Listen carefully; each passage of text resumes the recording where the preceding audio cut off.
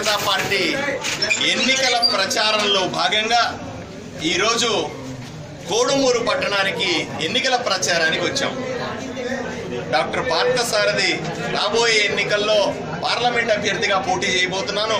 నా కుడివైపున ఉన్న వ్యక్తి కోట్ల హరిచక్రపాణిరెడ్డి గారు ఆలూరు అసెంబ్లీ నియోజకవర్గానికి ఎమ్మెల్యేగా పోటీ చేయబోతా ఉన్నారు. ఎడం వైపున నుండి ప్రేమ్ కుమార్ గారు రాబోయే ఎన్నికల్లో కోడుమూరు అసెంబ్లీ నియోజకవర్గానికి ఎమ్మెల్యేగా పోటీ చేయబోతా ఉన్నారు. ప్రజల ఆశీర్వాదం కోసం గ్రామ గ్రామాన తిరుగుతా ఉన్నాం.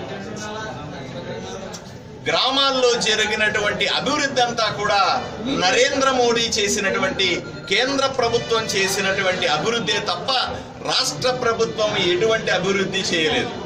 గ్రామాలలో రోడ్లేసినా, పేదలకు ఇళ్లు కట్టించినా, చివరికి మరుగుదొడ్లు కట్టించినా, ట్యూబ్ లైట్లు వేసినా, ప్రతి నెలా ఇచ్చేటువంటి రూపాయి కిలో బియ్యాన్ని ఇచ్చినా, పింఛన్లు ఇచ్చినా, ఆడవాళ్లకు గ్యాస్ సిలిండర్లు, గ్యాస్ కనెక్షన్లు ఇచ్చిన ఇవన్నీ కూడా నరేంద్ర మోదీ పథకాలే తప్ప నేను గ్రామంలో చంద్రబాబు నాయుడు చేసినటువంటి అభివృద్ధి ఏదైనా ఉందా అని సూటిగా ప్రశ్నిస్తా ఉన్నాను.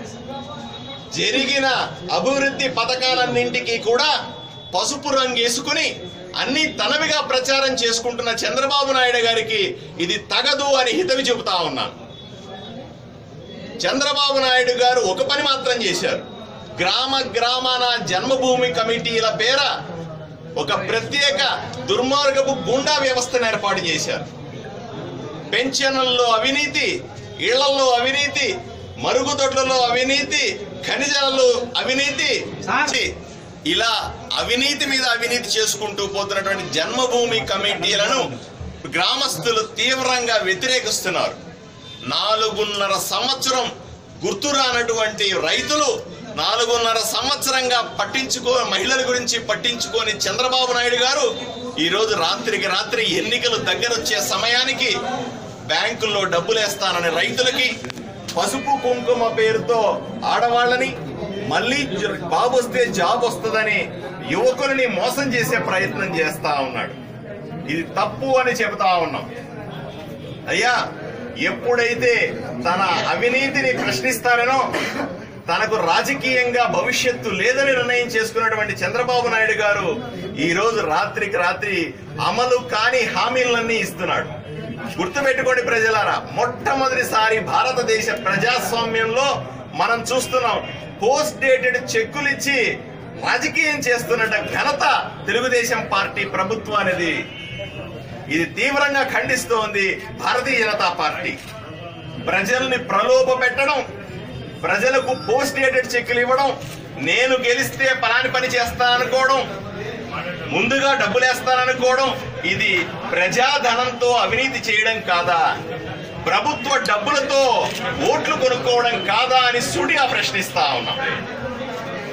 భారతీయ జనతా పార్టీ ప్రజల ముందుకు వచ్చింది, ప్రజలకు నిజాలు చెబుతా ఉంది.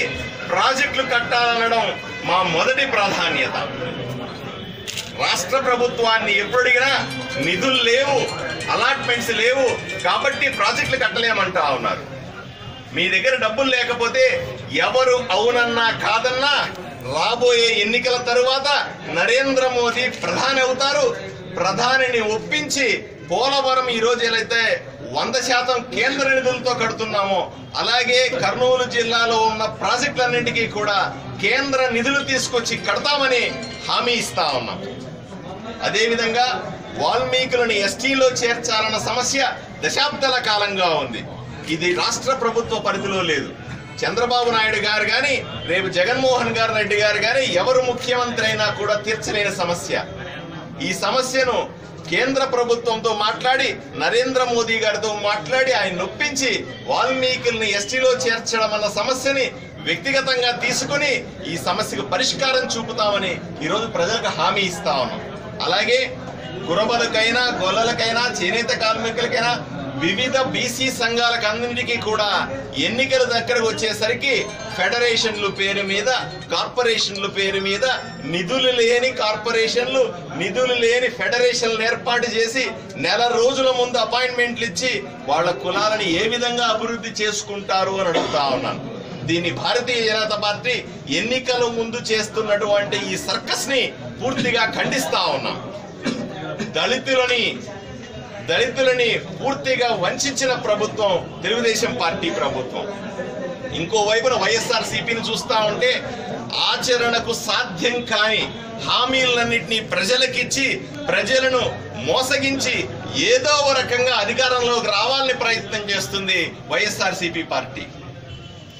అమలయ్యే పథకాలు చేయగలిగినవి మాత్రమే చేయండి. 2014లో రైతు రుణమాఫీ అన్న చంద్రబాబు 5 సంవత్సరాల తరువాత నిన్నటికి ఆ అమలు అయింది అని చెప్తా ఉన్నాడు. అంటే రైతు రుణమాఫీ చేయగలిగింది 5 సంవత్సరాలు పట్టిందా? మరి వైఎస్ఆర్సీపీ జగన్మోహన్ రెడ్డి గారు ఇస్తున్నటువంటి హామీలు ఎప్పటికి అమలు అవుతాయి? దానికి ఏమైనా నిర్దిష్టమైన సమయం ఉందా అని అడుగుతా ఉన్నాను.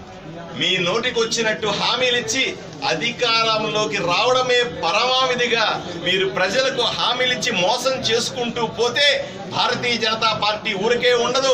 ప్రజల్లోకి వెళ్తుంది, ప్రజలను చైతన్యవంతులు చేస్తుంది. అబద్ధాలు చెప్పే పార్టీలని ఆంధ్రప్రదేశ్ నుంచి తరిమి కొడతారని నేను అందరికీ హెచ్చరిస్తా ఉన్నాను. అయ్యా, మమ్మల్ని గెలిపించండి. భారతీయ జనతా పార్టీ గురించి ఒక్కసారి ఆలోచన చేయండి. ఒక్క ఓటు ఒక్కసారి భారతీయ జనతా పార్టీకి ఓటేయండి. మీకోసం, మీ గ్రామం కోసం, మీ పట్టణం కోసం, మీ భవిష్యత్తు కోసం, మీ బిడ్డల కోసం భారతీయ జనతా పార్టీ మీతో ఉంటుంది, మీతో కలిసి పోరాడుతుంది.